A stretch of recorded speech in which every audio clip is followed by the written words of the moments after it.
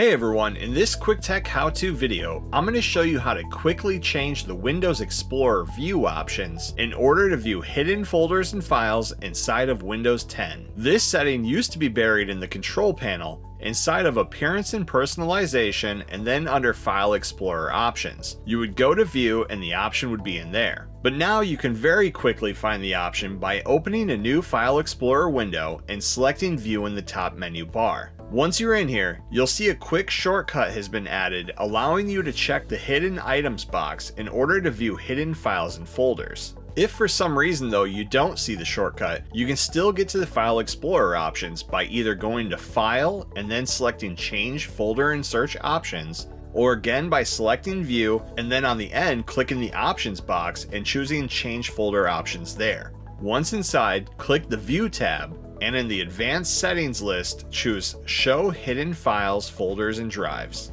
And that's how you quickly change the view options in order to show hidden files and folders inside of Windows 10. Thanks for watching, please like and subscribe and stay tuned for more quicktech how-to videos.